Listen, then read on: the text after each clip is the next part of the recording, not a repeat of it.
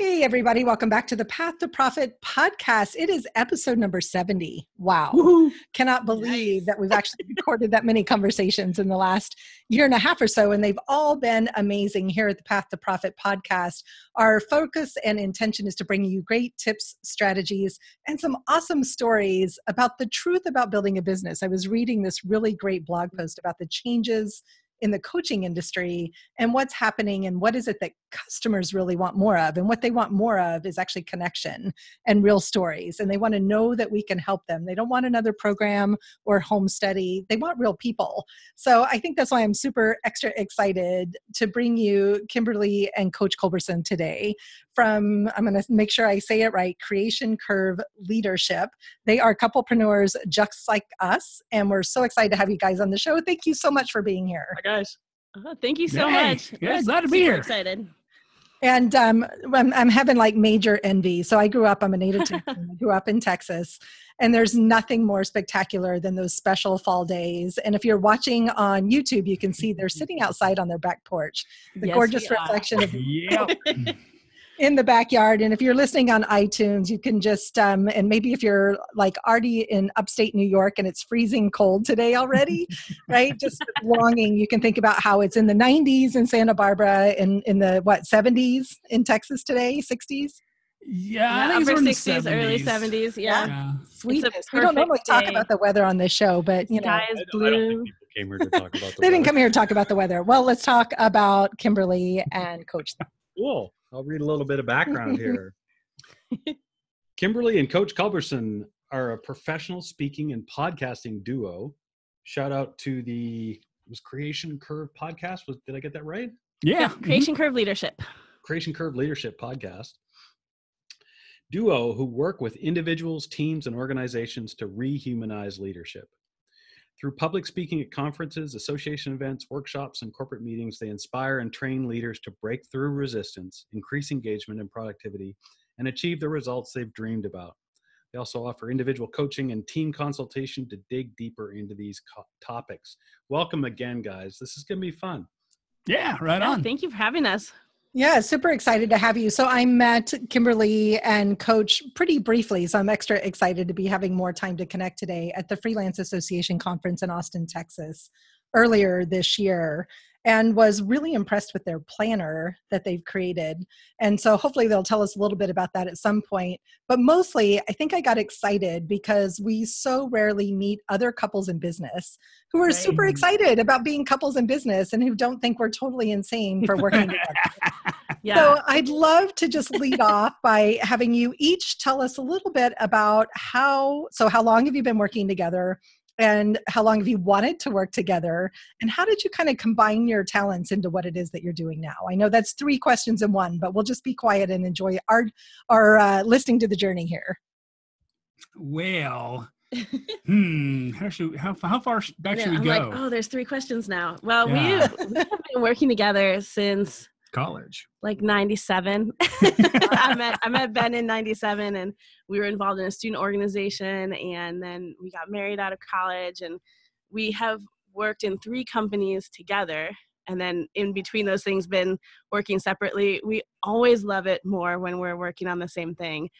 And so it's kind of funny when I met you, the thing that we talked about is when people find out that we're in business together, we often get a very negative response. People, absolutely.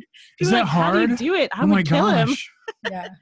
And so it's kind of a funny experience. I mean, we really enjoy the work that we're doing. We really enjoy getting to be on the same path, and it does come with its challenges, of course, but we've done it 3 times now. We keep coming back to let's do this together again. So we work together, as teachers at a high school. And then we worked together. We started an independent publishing company, and that publishing company is still going, and we just aren't part of it anymore. And then we started this business about 2 years ago. And we worked at Steak and Shake together. Oh, that's true. Before. So there's that too. Clearly we were dating. Yeah, right. So way back in the day.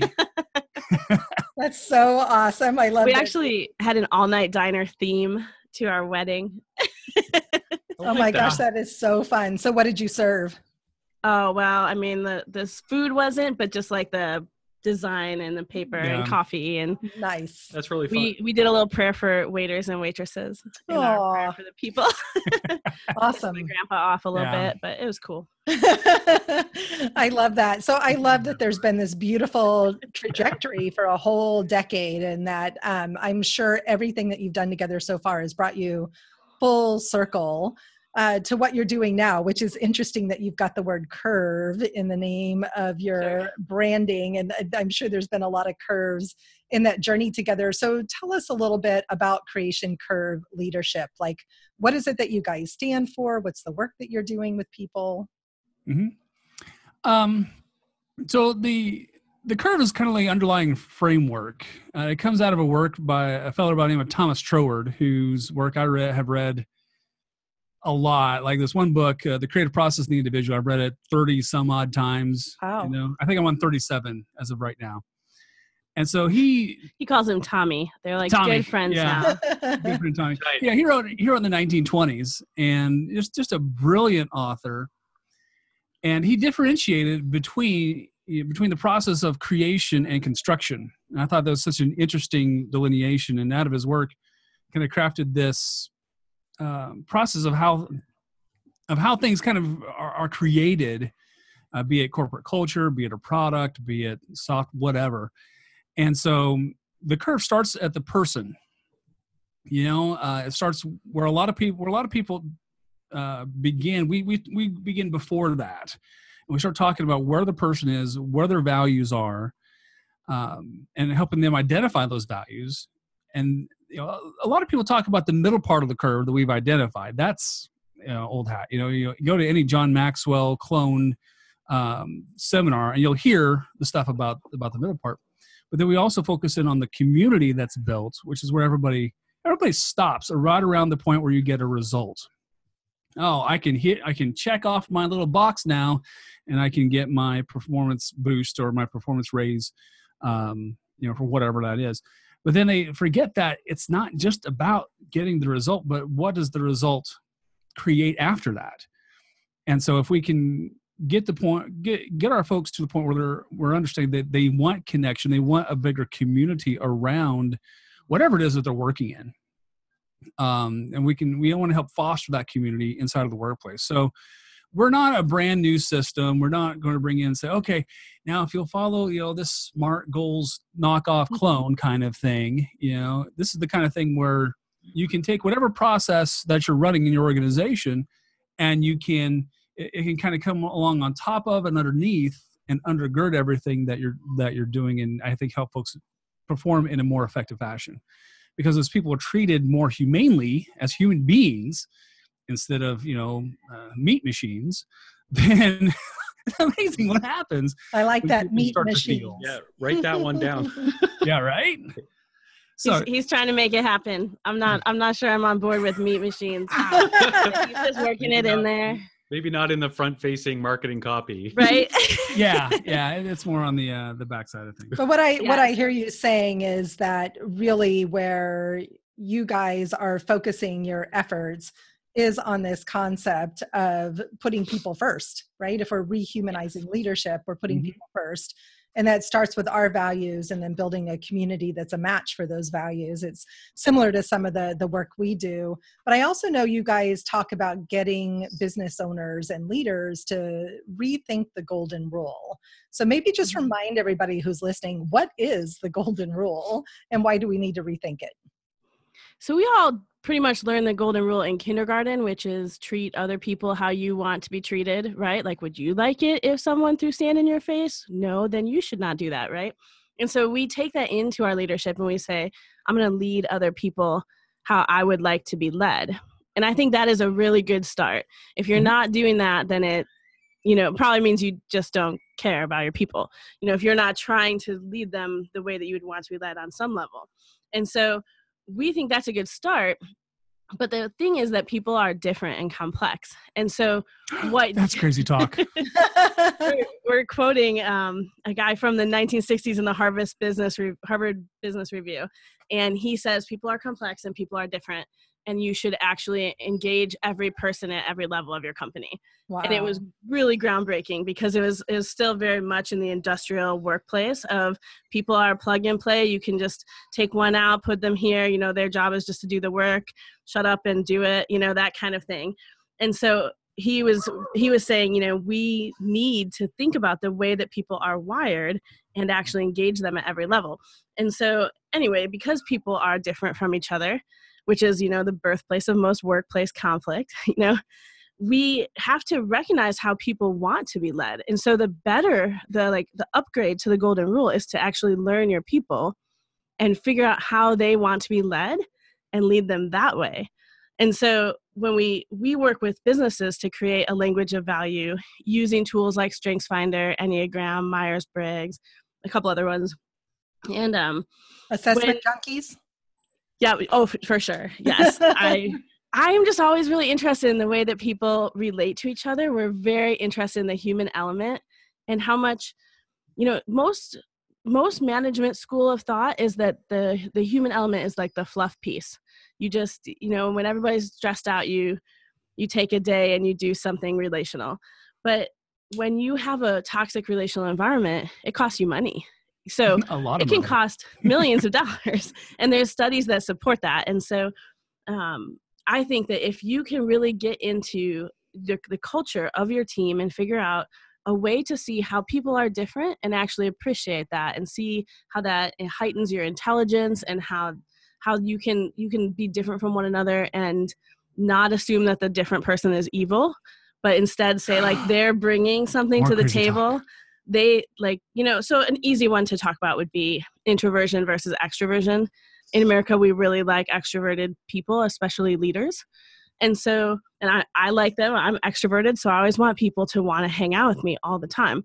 Well, for people that I work with that are introverted, the more that I just chat with them, the more it drains their life force. Right? You're not draining my life force. I drain his life force sometimes, let me tell you.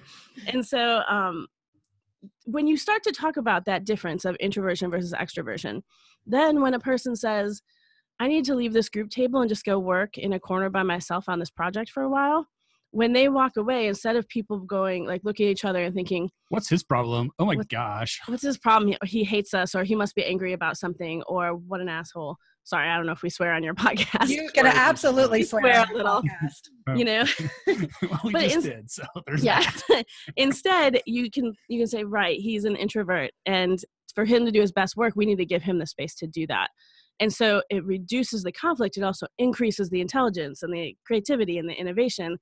And so I'm not leading that person the way I would want to be led, because I want people to talk to me all the time. And like, I want to brainstorm and soundboard everything out loud, you know. But if I know the people I'm working with, I can say that is not how I lead him into creativity. So I'm going to change the way that I'm interacting based on what I know about him. That's very cool. That's so cool. As a couple, I'm interested in how you're able to, or whether you end up modeling, or you're going to let the cat out. I am. She's like climbing the front door. Sorry about that. Oh, no problem. Our dog is barking right here at our balcony door. Yeah, we have a real life too. So yes, exactly. So I'm interested in how you're able to, how people react to you as a couple, working as a team, working with a couple, and how you're able to bring your work together and your relationship together as a model for people. Because what I've recognized with us working together and us talking with other business owners and other people is that our relationship naturally changes and impacts the conversation. So I'm kind of interested in how you synthesize those things with your business to make it that much more, rather than just each of you as individual coaches working together as individual coaches. That makes sense? Yeah, sure.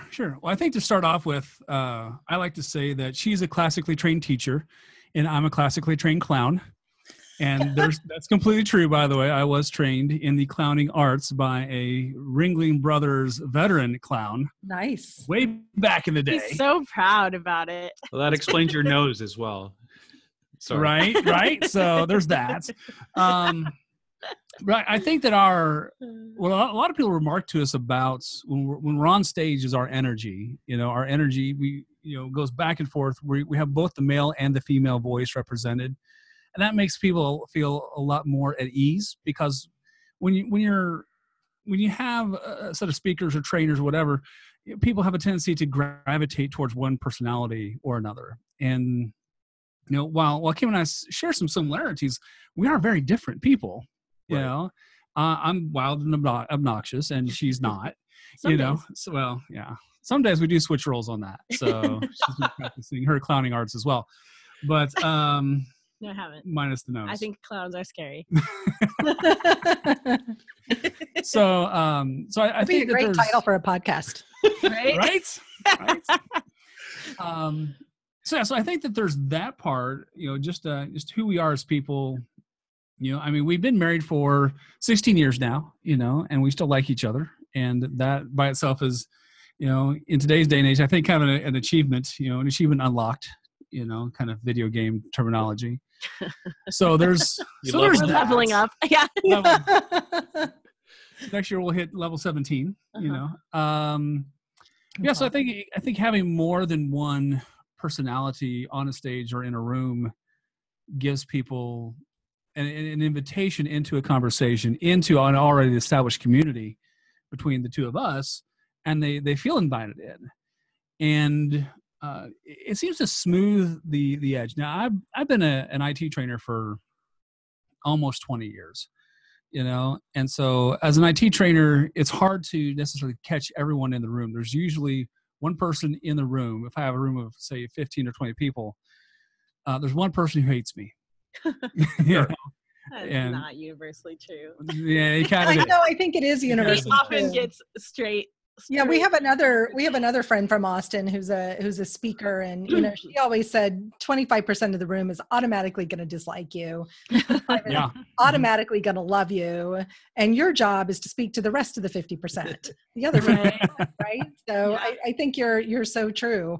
But so what I hear you saying is that team approach creates this spaciousness for everybody to find that point of connection inside the community in a way that feels safe, fun, playful, clown-like, cursing, whatever. Right? Yeah. Yeah. In our energy as speakers, I think individually we would be very different when we speak one-on-one. He definitely leans more towards like a Tony Robbins energy and persona. Let's do all the things. And, lots of showboating, and he has a radio voice. He used to be a radio DJ, and now for the rest of the story. Thank you very much. He's very much like a showman, and I am I'd probably lean more towards like a Brene Brown. I just want to have a conversation with people, and so when I speak, it is way more like conversational and chill, and somehow when we put those two things together, that creates a lot of space for people. So we get some of that high energy that Ben brings, and then we get some of those like intimate moments that I bring, and we just enjoy it more, but people can usually relate better to one of us. And we have a lot of conversational back and forth in our speaking. So it's not like he's doing a section and then I'm doing a section, but we essentially started a podcast and then started taking that podcast into speaking. And so we're bringing that same conversational energy into the main stage. I love that. So I'm curious, right? So you've given us some great insight into your different personalities here. And a lot of our listeners on the show are entrepreneurs who are in the process, and especially creatives who are in the process of building a business. How do you guys work stuff out on the back end? Sometimes the face of the business is the easiest part to figure out. But how are you combining your skills and talents to actually build and fill your own client base? So what kind of strategies? How do you divide up work? Well, when we started, I told Ben he wanted to do this podcast, and we talked about it so much that there was just this point where he said, "Do you want to just do it with me?" And I was like, "Yeah, I kind of do." And it really wasn't the plan, but I told him when we started the podcast, I told him I would just be the talent, and he had to do all of the rest of it. So that's kind of where we started. It's not really where we live now, but it kind of started in that vein. I think I think we're getting to the point where we understand, because we are, so close as husband and wife. We know each other's strengths, we know each other's weaknesses, and so I think a lot of the back end stuff, as we're learning, as we're growing, we have to outsource a lot of stuff that we don't do well. So we have a bookkeeper because we both suck at math. Lisa.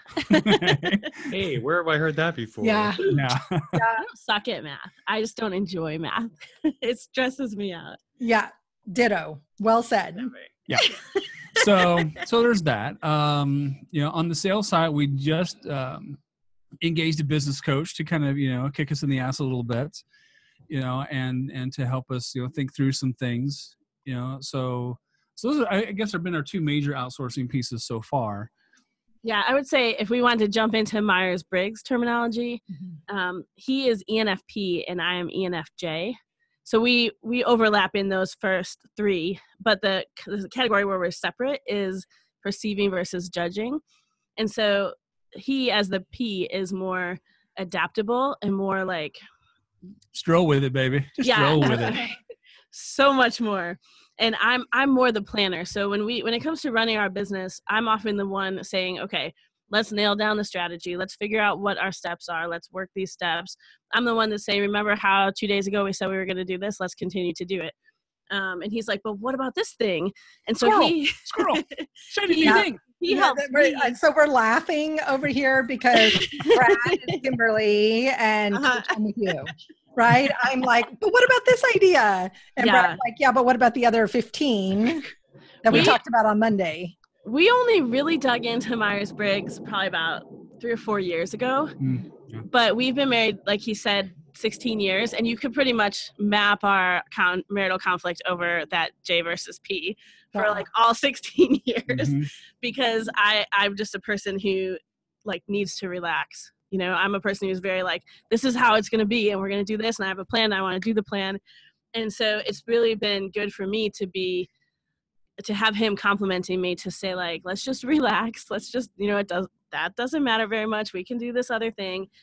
So really like the ideation a lot like starts with him. And then I'm like, okay, how can we create something from that that's tangible? And then what are the steps to get there? And then when it's not working, I want to work it into the ground, and he'll be like, nope, it's not working. Let's change the plan. And so our business really has that intelligence that we need, that both of us need to do a business well. So one of the best books that we read last year was a book called Rocket Fuel. Okay. All about visionaries versus integrators and how every company needs one of each. And in our company, I'm the visionary and Brad's the integrator. And it's so clear listening to you guys that Coach is the visionary and you're the integrator, and that it takes both. And from my perspective, it's part of the joy of having a partner in life and in business is that we're pulling those strengths together. I've also talked to a lot of other couples where both of them are super creative visionaries, right? And nothing gets done and the back end is a mess. So I love how beautifully your innate strengths and talents really complement each other, but you've also pulled together the strengths from your different careers and trainings over the years into something that was really beautiful. And so do you guys mostly work with companies? Is that your goal, is to really go inside of companies and bring in some of this, the leadership concepts around rehumanizing leadership? Yeah, the goal is to move more towards conferences and speaking. That's our current initiative. We've done a lot of work with small shops here in town. And so that's been cool. Kimberly's been more spearheading that side of things as more in consulting and doing strategic sessions with leaders and with their people, to bring about and to have these concepts play more in their environments. So we're looking to get a broader platform and to get these ideas out in a bigger space.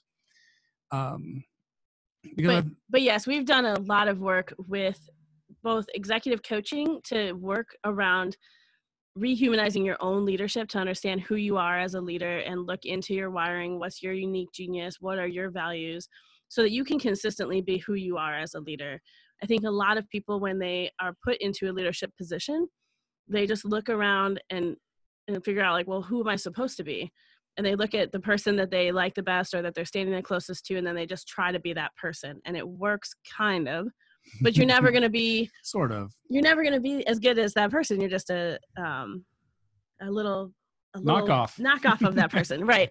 But when leaders really feel permission to be who they are and to figure out where are they going to feel joy? Where are they going to feel excited? How do they move people? How are they wired to move people? Leaders gather and take people somewhere, right? If no one's coming with you, you're probably not really a leader on some level.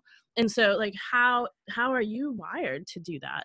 And it might not be like the person that you're standing next to. And so we do a lot of coaching in that realm with that rehumanizing your own leadership, allowing yourself to be a human being and your best human being as a leader. What? A lot of people need more help in that than one might think, because people have bought into this myth that we're supposed to be just cogs in the machine. And every leader looks the same. Yeah. And that's not the way, not everybody's supposed to be Jack Welch. That's not the way that's not how this works. That's not how any of this works, Well, and then what happens is you're always looking for something outside of you to tell you what kind of leader to be. Mm-hmm. And so every time you read a new book or go to a new conference, you come back with a whole new plan for your team.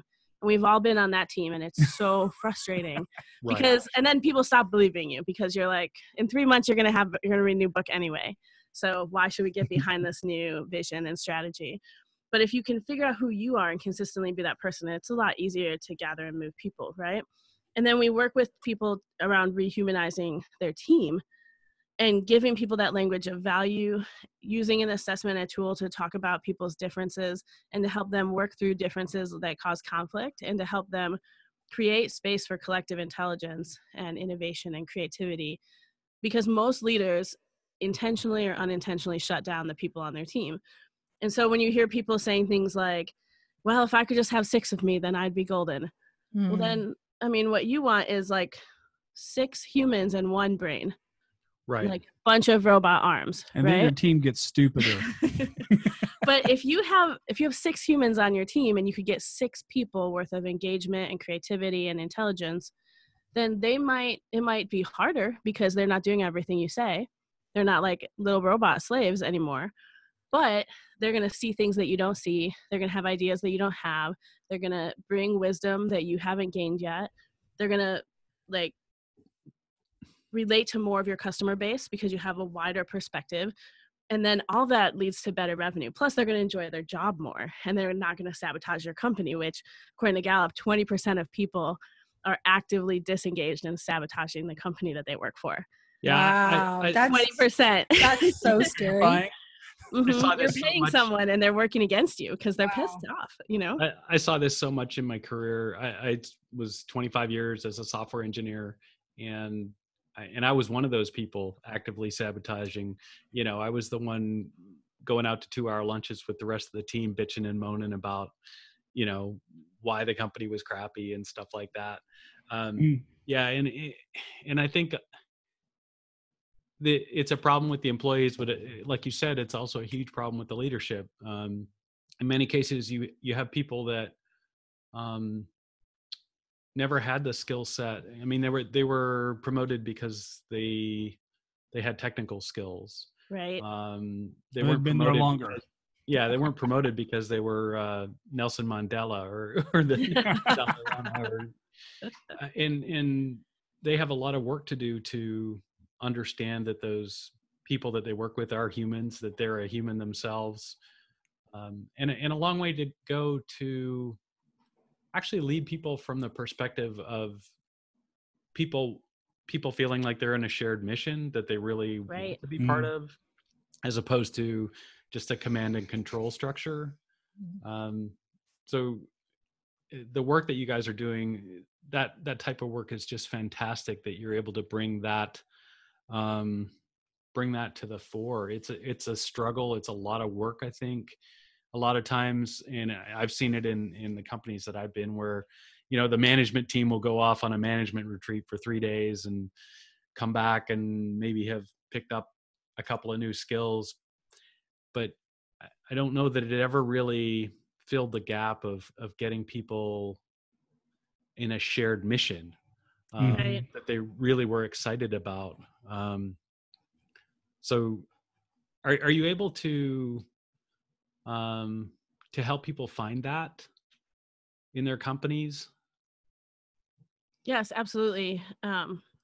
One of the things that we do when we work with leaders is we sit down and talk a lot about values, which actually brings us a little bit back to that compass planner that you guys have from the. That was my next question. So But again, with that piece about consistency, if you don't know what you value as a leader and what you value as a company, then it's very hard to lead people and get people engaged in that.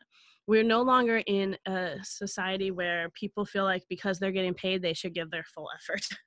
If we ever were. If people feel like they don't have a voice and nobody cares what they think, like, you're not paid to think, you're paid to do what I say, they're like, cool, they're going on 2-hour lunches and complaining, because they're not invested, because they don't have a voice and their opinion doesn't matter. And so when we work with leaders, we look at what do you value, how are you wired, and then we're actually in the midst of creating a compass planner specifically for companies to have a compass of the company values and to use the compass as a way to recalibrate, like, how much, if we say that we value good customer service, where do we see the energy being put forth in the tasks of our company and things like that. What would you add to that? Yeah, I think also part of that process is kind of a wearing down of the leader's ego sometimes, because sometimes that's some a of whole stuff, different part of it. Well, I know it's a different part of it, but I think it comes into the mix because when you get up in front of a bunch of leaders, everyone's coming in with their own bubble of story, right? And so some of the concepts that we bring in, like you are a human and so is everyone else, starts to kind of pop their bubble a little bit. That's just crazy talk. I know.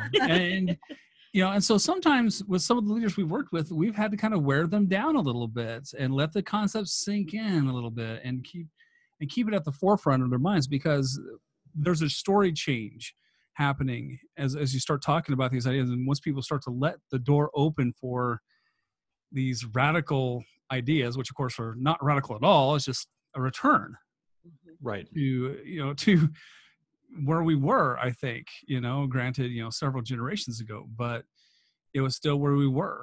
And so I think that paradigm shifting, that story shifting, it takes getting the leader to understand their own part first, and then that attitude can kind of permeate the story for everyone else. And I think that part, it is hard sometimes, because a lot of leaders, they've had all these other ideas, all these other trainings, and some of our ideas are subversive to that. Especially in the corporate sphere, it is frowned upon to admit where you don't know what you're doing or where you are part of the problem. And so we get a lot of initial conversations that are like, my team is dysfunctional, I can't fix it, fix my team. I feel like I'm on a playground. I feel like it's like recess and everything is problematic, And so there is an element of saying, at a certain point, you are part of that dysfunctional team as the leader. And so there's only so much we can do to fix your team if you can't see your part in how this is playing out. And like, what are the permissions on your team that are spoken, and what are the permissions that are unspoken? What are you celebrating? Do you take time to celebrate things? Do you take time to say thank you? Do you give credit away, or do you hog all of the credit? Because if you don't share the credit, then people aren't going to be invested in the same level as if you're saying, you know what, our team got this great result, and it was especially due to this person's incredible effort over here, and they thought of this, and the leaders who give credit away. And how do you do that? Also, a ton of leaders are not trying to kind of strong arm their leadership, but they just have bad habits, and they have a lot of fear of giving over control. Right. So you can't get you cannot access collective intelligence on your team. You can't get their full effort if you don't let go and let the ball roll away from you a little bit and see what comes of that. And so there's techniques and tasks that you can do to try to do that more, because a lot of leaders don't realize the vice grip that they have on control and on their particular vision. And so if you're saying, I really appreciate your voice, everybody has a voice on this team, but then when people voice that, you immediately talk over them and say, well, that doesn't work because here's the vision, Sure. well, then they don't really have a voice and they know it, but the leader maybe doesn't know that they just totally shut down that team member. And depending on who that team member is, they might try again and they might not. They might just, punch the clock and collect their paycheck and do the minimum, which is what most people unfortunately do. So I love this. And I know you're talking about teams and companies, but I'm thinking about a conversation that we had yesterday. We're launching a new membership site. We're taking a lot of our content. Oh, cool. A membership site. We're super excited about doing this, but I have so much of the content and our customer journey story in my head. And I felt bad because I know, and I have a cold, so I was so frustrating him yesterday. We had these two totally different visions of what it should look like, and we couldn't come to a place where I'm like, no, you're not seeing what's in my head is basically what it boiled down to. And so there's that whole part about communication. So if you're listening to this and maybe you're still working inside of a company and you've got your side hustle going on, or maybe you're a team of one or a team of two, it's time to start thinking about these leadership principles today, right now. So I'm listening to you guys thinking about, where am I doing this, in my relationship with my business partner right now, or where could I be doing a better job of engaging my virtual assistant even, right? Who I love because she speaks up and she says, I want to be more engaged, right? And she probably sees a lot that you don't see because she has that outside observer angle. Totally. So if you create space for her to tell you what she's noticing, she might have some really great gems for you. And she has. She's been great. So we're constantly saying we're open to feedback. We love feedback. Please share. So before we run out of time here, because we could talk all day, I love listening to you guys and just love your passion and commitment to just really rehumanizing leaders. I think it's a beautiful, beautiful perspective. Tell us a little bit about the compass that you've created, because I got super excited when I saw it as something incredibly unique. And I heard other people at the freelance conference talking about that are users of it, talking about how much it had changed their daily life. So please dish on the details. Okay, so the Compass Planner came about because I was basically sucking at life, and we would plan things, and I would be like, what? So I finally realized J versus P, right there. Here's the ENFP, the P coming out, the perceptive part. But so I needed something that would help me keep track of just my life. And so I tried to do the Google Calendar thing, and I sucked at that. And then I went and I looked at other planners, and I'm like, these planners all have these stupid little bitty boxes, and I feel claustrophobic, and I'm like, dude, this all sucks. And so I had to make something that made sense to me, that had big boxes and that was analog, because I started to realize that my primary information processing is auditory kinesthetic. So I need to feel the things. And so writing things, as I've discovered, was really critical for me. And so for a lot of people, who have that strong... Right there with you. Especially creatives and entrepreneurs tend to need to put their hands in something. So that came about. I started making the planner, but then I'm like, okay, well, what's going to guide this thing? I got big boxes, but what's going to go in them? And so that's when I started thinking, okay, well, I used to do this thing back in college around values. And me and my buddy Jason Wilcox did this whole presentation for every incoming freshman about values and how they made how they guided and directed your decisions, and to elicit those values. It's like, oh, well, maybe I should do a thing on values. And then, so then the kind of this compass idea started to come up, because again, the kinesthetic part of me wants something to put my hands on. And so part of the planner is this compass where you fill in your values around, around your home base and family time, around your career, around your dreams, around what you consider to be fun and social. Because everybody says, oh, well, I what's important to you? Well, my family. No, that's a category. That's not, everyone's family is important to them. Okay. That's not a value. And even if it's not, they just say that it is. Yeah. Because that's the easy bet. but what in your family is a value? So for example, our family, one of our values is adventure, and so we want, our 6-year-old to grow up in a life of adventure, because we like adventure, and that's The pirate's life for him. Yeah, right, right. Or her. So him this time, but yeah. Yeah. So that part came out, and then Kimberly started to use the planner, and then she helped me massively refine the ideas in it. But the goal is to not plan your day according to the clock, because there's 1,000 planners out there that can help you do that, and they're great, they're wonderful. And I don't want to take anything away from any work that anyone's ever done, because you know what, there's a lot of stuff that works for a lot of people. And like a lot of people really dig the passion planner, and there's a few others that are out there for everybody. And so for folks who have problems with planners, I think that this is a good alternative. Like an addiction to buying them? Well, maybe that. Yeah, that. Although yeah. then you might be disappointed because you don't buy ours. Ours is free. Yeah. But cool. It's printable, so you can print your own pages for it, and there's a couple different options depending on what you need from your planner. But the thing is that a lot of times what happens is we have a blank day, and then someone says, I'd like some of your time. What days do you have free? And you look at your planner and you say, well, I have this chunk of time or this chunk of time, and people will just take it, right? That's how most of us go through our life. Where there's a lot of activity, but there's not a lot of forward movement toward our goals. Because as we're planning the things that we're doing in our life, we're not associating those with our values and goals. And so what the compass does is you create the compass first, and you write out what your values and goals are.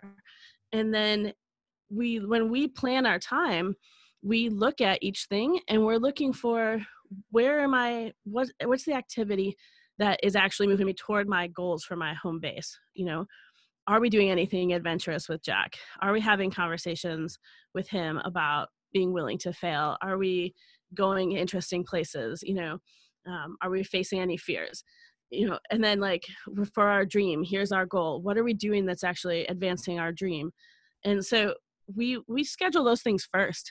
And then the kinesthetic part of the compass planner, there's a paper thing you can cut out, or we actually have little magnets. I think you guys got one, but you can actually turn it to whatever goal you're on.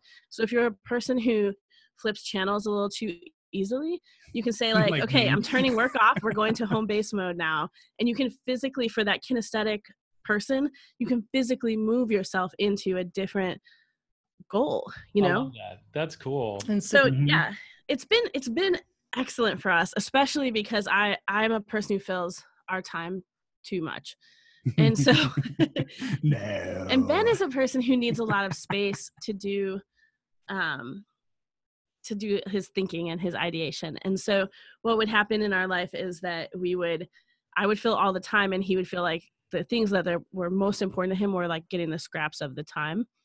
And so now when we're working on our life well, we on Monday mornings sit down and we look at our week and we plan out the time. Where is the time that we're spending on our dream? Where's the time that we have to spend on the current job? Where's the time that we're really investing in our family and our home, and then we can fill what of it with, if people want to have coffee, or, if we want to go to the pool with a neighbor or whatever, and we can fill that space. But we know the things that we value, they're reflected in the way that we're living our life, where they're reflected in our actual activity, which is, of course, with a company, to come back into a corporate sphere, every company has a vision statement and a mission. But if you're not connecting that to the actual tasks of your company, then it's just a sign on your wall that you spent too much time probably arguing about commas and stuff. But if you can actually take it and put it into a place where you're constantly calibrating against it and saying, okay, here's the compass for our business. Does our activity reflect our values? Yeah. Then you can start to really move in the direction that you want to go. Yeah, I think eventually we'll have an official printed version, for sale. But it's not. I think we're quite ready to do that.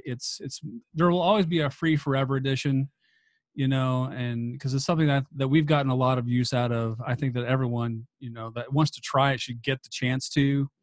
So we'll always have a free forever edition. Then maybe sometime next year, year after that, maybe we'll do an actual printed one. But For all those planner addicts who are dying to buy another planner. yeah, right. Oh, they're out there. They're out there. You're looking at one of them or listening to one of them right now. I love just sort of sneak peeking at all of them, right? To see, because every one seems to have a little bit or a bite. But I love what you said, that it all comes back to really aligning your goals, your vision, your tasks, your day, your time back to core values. It's something that we believe very passionately is so important, and we work with our entrepreneurial clients on that as well. Everything has to flow from that place. And I think when we authentically flow, right, from core values, it shifts how we're being in the world, and how we're being with our clients, and how we're being with each other, and how we're parenting. Like, I'm listening to all these things that you were saying, and I'm like, so my very first coaching certification was as a parent coach in 2006. And it was amazing how parents just wanted you to fix their kids. Right. And I was a parent coach, not a kid coach. Right. And so people would want to hire me to fix their kids. I'm like, I don't fix kids. I fix parents. Right. Because it's just like leaders. So often we're the problem. And I think a big part of the journey is just owning, right, that we're the problem. So I think that was in all my notes here. I'm like, you have to know your part, and you have to own it when you're the problem. So my takeaway from today is that I'm the problem. Is that right? No. My takeaway is that I'm the problem. Oh, okay. Yes, I'm totally owning that as the leader. I'm the problem. Well, that's the thing about human beings. We are all the problem, and we are all the brilliance. And we need to find that space where we can relate to each other well. Yeah. I mean, I don't know about you guys, but for us, working together more than anything has really highlighted where I'm struggling in business. And it's been beautiful that he's been able to fill some of those gaps. And vice versa. Cool stuff. They froze up on us. Yeah, right on. Absolutely. They're there. Yeah. Awesome. Well, thank you guys so much. We're so grateful for your time. So everybody that's listening, you can go and download your copy of the Compass Planner at creationcurve.com/compass. And we'll have that in the show notes. We'll have that in the show notes. And super cool. That was super cool. Like, just I love your passion, your clarity, and your commitment to really changing leadership. Thanks. You guys so much. We had so much fun. Yeah.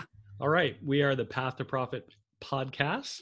This was fun today. It was super fun. Go out, give us a review. You can subscribe to us. Now you can subscribe to us on Google Play. I finally got that hooked up. Love Google Play. It took me forever, but anyways. Way to go. Thank you. Go out and give us some love, and we will see you again next week. All right. Have a great week, everybody. Bye, guys. All right. See ya.